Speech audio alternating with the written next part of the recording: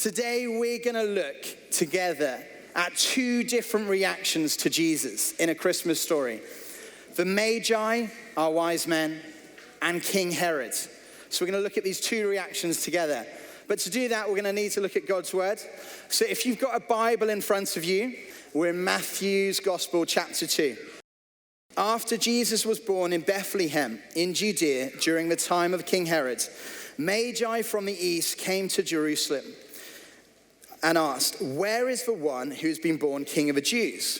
We saw his star when it rose and have come to worship him." When King Herod heard this, he was disturbed, and all Jerusalem with him. When he had called together all the people's chief priests and teachers of the law, he asked them where the Messiah was to be born. "In Bethlehem, in Judea," they replied, "for this is what the prophet has written. But you, Bethlehem, in the land of Judah, are by no means least among the rulers of Judah, for out of you will come a ruler who will shepherd my people Israel." Then Herod called the Magi secretly and found out from them the exact time the star appeared. He sent them to Bethlehem and said, "Go and search carefully for this child. As soon as you find him, report to me, so that I may go and worship him." After they heard the king, they went on their way, and the star they had seen when it rose went ahead of them until it stopped over the place where the child was. When they saw the star, they were overjoyed. On coming to the house, they saw the child with his mother Mary, and they bowed down and worshipped him. Then they opened their treasures and presented him with gifts of gold, frankincense, and myrrh. And having been warned in a dream not to go back to Herod, they returned to their country by another route. How is your vision? How is your focus? How clearly can you see?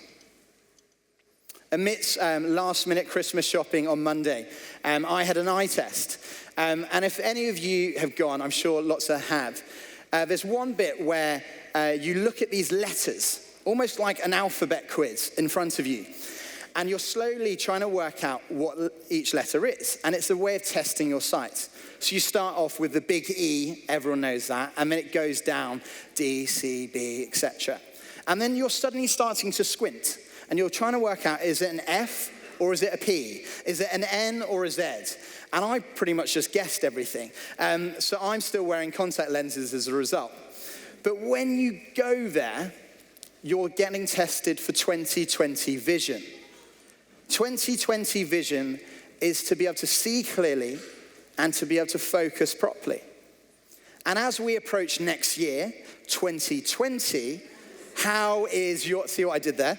How is your vision? How clearly can you see?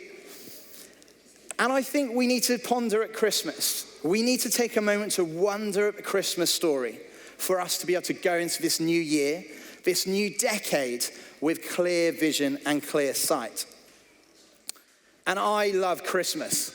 I don't know about anyone else here. Does anyone else like Christmas? A few people. But I love the Christmas presents. I love nativities. I love carols. But I love pigs and blankets. I don't think you can ever have enough of pigs and blankets. But with Christmas, all the trimmings, all the fun, all the family gatherings, they're great, but they can distract us from what Christmas is all about. We can lose sight, we can lose our vision, our focus from the true meaning of Christmas. But when we ponder, when we wonder at Christmas afresh, we get proper vision of who Jesus is, and that gives us 2020 vision for the coming year. As I said before, we're going to look at two different reactions to Jesus in this story we've just read. The Magi and King Herod. And we're going to see how these two different groups react to who Jesus is. And what does that mean for us? So let's look at this passage together. Matthew is painting the picture. Jesus has been born in Bethlehem. The nativity scene's half painted. We've had the shepherds. And we're waiting for these wise men, the Magi. And the Magi are such an interesting group of people. And I would love to take a moment to fact check Fact checking's become quite a big thing in 2019, hasn't it? We fact check certain tweets, certain stories, certain manifestos to see if there's any truth in it. And did you know there's no mention of how many Magi there are? Think about your nativity scene. You've had the shepherds and you have 3 wise men. We only do that because there's 3 gifts. But has anyone here ever had a birthday party and someone hasn't brought you a gift? I had that this year for my 30th. They're not coming back next year, I must say. And maybe that's true with the Magi. But what we do know about them is they've traveled from far. They've traveled from the east, probably like Persia area. And they're considered wise, wealthy, knowledgeable people. They look to the stars, to the heavens, to be able to interpret the times and what's happening around. And they're therefore considered wise people as a result. They would have had an understanding of this Jewish faith, this longing for a king, this predictions, this prophecies of a Messiah saving king. And then one day they see this bright star, which was prophesied in the scriptures, which was going to lead them to this king. So they go and search. They go westward. They go to Jerusalem, the capital city where you would expect a king to live. And they ask in verse 2, where is the one who has been born King of the Jews? We saw his star when it rose and have come to meet him. The problem is with that statement, the King of the Jews, this new king. There is a king already called King Herod, and we meet him in a second. And he has a title, the King of the Jews. And we're told he is disturbed by their searching, these Magi searching, verse 3. He's disturbed. And according to historians, Josephus and Tacitus, who've written on this time, Herod was a client king. That basically means he was appointed king by the Roman Senate. The Roman government elected him to be king of that area. But that this King Herod would be under their control. That he would push their agenda, push being pro-Rome. It's very different to our monarchy, where we have this clear line of succession of a family. You know, at the moment we've got, I think, the amazing Queen Elizabeth. Next, we'll have Prince Charles after the Queen passes on. And actually, that's a clear line of succession. But here, there's no claim for King Herod to be king. He's been given this title. And Herod describes himself as great. He built lots of things, lavish palaces, a temple, theaters, all at great cost to the city. And Herod's title, the King of the Jews, meant that he was quite insecure as a king. As he had that no legitimate state to be king, it led him to do some horrendous things. He killed his wife, her mother, her grandmother, her grandfather, 3 of his children. That's quite a bad Christmas day, I must admit.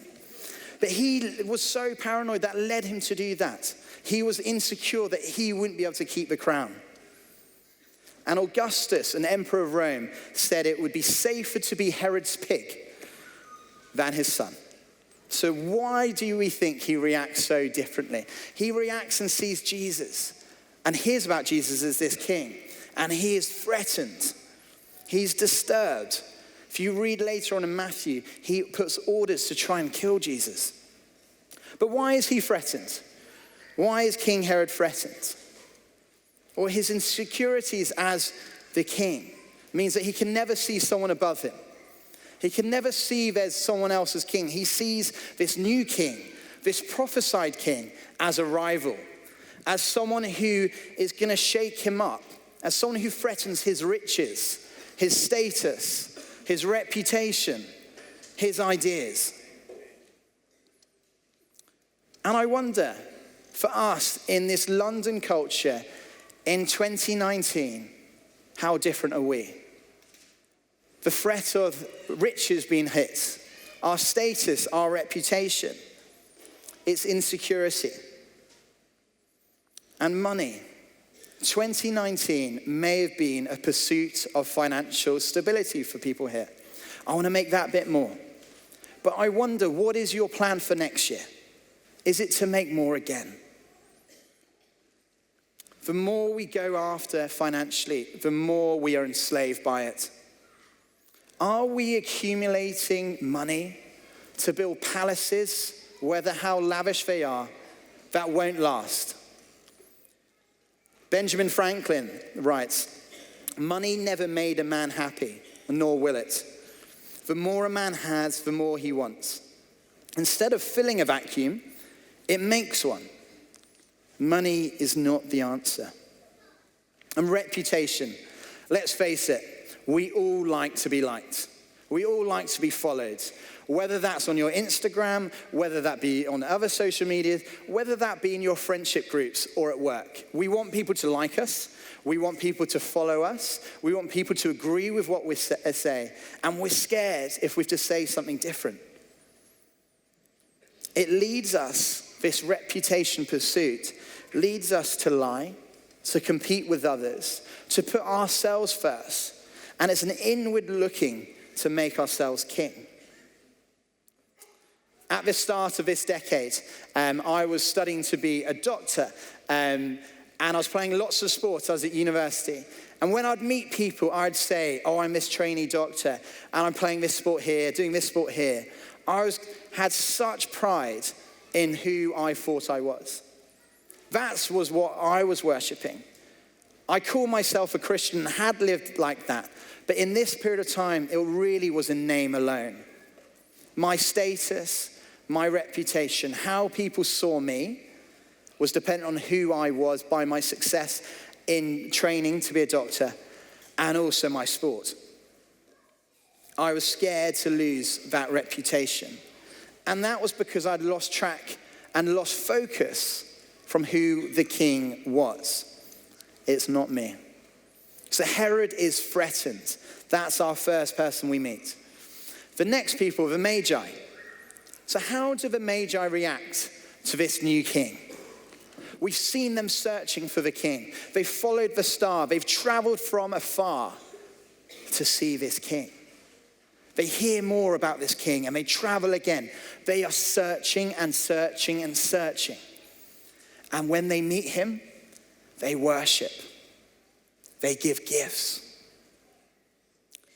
On coming to the house, this is verse 11, they saw the child with his mother Mary. They bowed down and worshipped. When they saw the child. When you see Jesus, it leads to worship. When you see Jesus, you see him as king. This is not self-help. Christianity is not self-help. Christianity is the opposite. We can't help ourselves. We are not king. I am not king, nor are you. But the king is Jesus. And the Magi react in a way that we are called to as well. To see him as king and to worship him. But being good guests, the Magi don't turn up empty-handed like some friends to my birthday party. They bring gifts, don't they? It says they bring gold, frankincense, and myrrh. Gold, frankincense, and myrrh. What ridiculous presents to give a baby. My wife and I are due a little boy to arrive in 3 weeks. So he may come today, so I might leg it. But we had one of these things called a baby shower. And if anyone's ever been to a baby shower or you're invited, it's an excuse for you to bring a present for the person for their baby. And it's just a way of gathering and to get these presents, in my opinion anyway. But you get nappies, you get baby gifts, you get these like cute little teddies, a jumper that looks lovely and it's bright white or blue, and it's probably going to be covered in various baby things in a couple of weeks. But my favorite gift we got, was this. So this is a 0 to 3 month official England rugby onesie. And you know that saying, you dress for the job you want, not the one you have. I'd love him to play for England, but who knows? We'll clap him in. But a little bit about this. Everyone else brought normal, lovely onesies. This was actually the present I bought for my wife. So I thought that would be better. But let's look at the presents. What did the Magi bring? Gold, frankincense, and myrrh. And if you remember that carol, you may have sung it this Christmas, We Three Kings. We're going to use a few of those verses to explain what the gifts are. So gold. The verse to describe what the gift of gold is in the carol is, born a king on Bethlehem's plain, gold I bring to crown him again, king forever, ceasing never, over us all to reign. This gold, these three wise men, these kings, are giving a gift to crown Jesus as king. They see him as the King of Kings. And their gift of gold demonstrates that. And frankincense. Frankincense is this precious incense. It's used in worship, in praise in the old temple to God. It's a declaration of who God is. And the song continues. Frankincense to offer have I. Incense owns the deity nigh. Prayer and praising, all men raising. Worship him, God most high. It's saying, yes, Jesus is king with gold. In frankincense, he is God as well. What a declaration. And then we come to myrrh. Myrrh, I don't get. So gold you can sort of get. Gold is, like this is a king, money's useful, etc. You could probably barter and do things with that. Frankincense, I don't know if anyone's got any aftershave or perfume this Christmas. Sort of equivalent to that, obviously with a bit more meaning. But myrrh is given and is around death. It's used as embalming the dead. So why would you give a baby myrrh? Well, this baby, this Jesus, is different. It's God himself declaring himself that he would come to die. Unlike Herod, who killed all around him, Jesus was born to this world, God with us, to die for us. The next time the title King of the Jews would be mentioned with Jesus was when he was nailed to 2 planks of wood. And Matthew 27 says, this is Jesus, King of the Jews. That's what is nailed above Jesus. Jesus came to die. The crown, unlike Herod wanted to keep on his head this gold crown. Jesus wore a crown of thorns. The king went to the cross to be our savior. So Herod's reaction is he's threatened. The Magi's reaction is they search, they worship, they give gifts. But who is this new king? Who is Jesus that causes such great contrasting reactions? Well, Jesus was not rich. He was not born in comfort. He wasn't living in a lavish palace. He's born in poverty. He's born to an unmarried couple, to a teenage mum. But this baby Jesus is king. And the passage says that he is the prophesied king and he's born king. Jesus is born king. The question verse 2 asks is, where is the one who is born king of the Jews? No one is born king, are they? Prince Charles was born as a prince. One day he'll become king. Same with William and George. It's a line of succession. But this claim is that Jesus is born king. His kingship is not given to him later. His kingship is given to him at his birth. That's where it's declared. He's also the prophesied king. Throughout the Old Testament, there are promises galore of God being king and that he would reveal himself as king. And verse 6 is a quote from an Old Testament book, Micah, written 700 years before. And it's a prophecy of who Jesus would be. But you, Bethlehem, in the land of Judah, are by no means least among the rulers of Judah. For out of you will come a ruler who will shepherd my people Israel. So this king had to be born in Bethlehem. Tick. This king would be a ruler, and Jesus is. And this king would be a shepherd. Jesus described himself throughout his ministry as the good shepherd. I am the good shepherd, he would say. And this king attracts people from all around the world. The Magi travel from afar. Today in Britain, we worship a Middle Eastern baby born into this world. And all over the world. There are 100 million Christians in China, 27 million Anglicans in Nigeria. The global church are waking up to see Jesus as king. People are starting to search in their hearts, their minds. They travel to find this king. So going into this new year, into 2020, what is our reaction to the king? Can we be tempted to be like Herod? Threatened by the King Jesus. Concerned that it's going to affect our wealth, our status, our reputation. Or should we be more like the Magi? Wise people searching for the king. And some of you may be thinking, I haven't seen this king. Well, two different good ways to do it. Firstly, pick one of these up, a Bible. In here, there are 4 Gospels, Matthew, Mark, Luke, and John. They are eyewitnesses' account of who Jesus is, why he came, and what he sought out to do.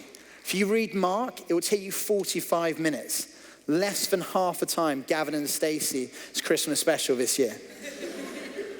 Or come along to Alpha, 15th of January, in this room, 9:45 in the morning or 7 p.m. You can find out why the Magi traveled afar to worship this king. Why did they give gifts? Why was Herod scared? And the questions for you, who is Jesus? Who is this king born into the world? And what difference does that make? So, like giving gold, let's give Jesus our greatest treasure. Let's make him king of our life. Frankincense, let's give him our utter worship. Not just singing, but our whole lives. And myrrh, let's see Jesus with that 2020 vision as our saving king. Because when we see Jesus as our king, we see everything else clearly. Amen.